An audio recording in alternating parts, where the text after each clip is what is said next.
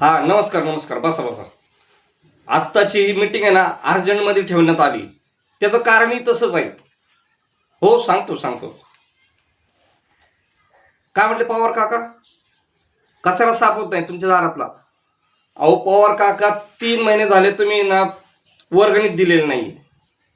बऱ्याचशा लोकांची ना वेळेवर वर्गणी येत नाही, त्याच्यामुळे तो सफाईवाला यायचा बंद झालेला आहे.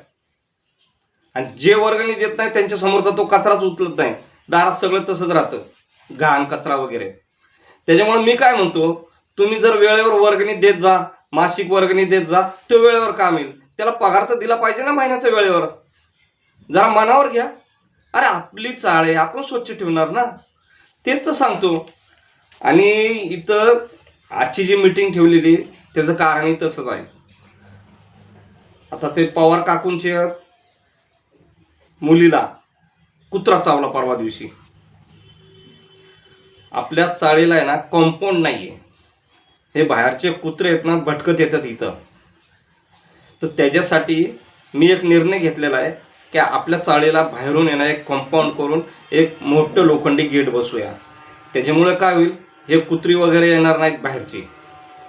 आपली चाळ सेफ्टी राहील. तर त्याच्यासाठी अंदाजे खर्च आहे, खर्च 1,70,000 रुपये खर्च आहे. तर त्यासाठी प्रत्येक रहिवाशांनी फक्त 6,000 रुपये भरायचे. 6,000 रुपये सगळ्यांनी दिले तर ते कॉम्पाऊंड तयार होईल आणि आपली चाळ एकदम सुरक्षित राहील. बोला देसाई, तुम्हाला कसं वाटतं? बरोबर आहे ना? ठीक आहे. तर मग ठरलं, सगळ्यांनी 6,000 रुपये द्यायचे, माझ्याकडे जमा करायचे.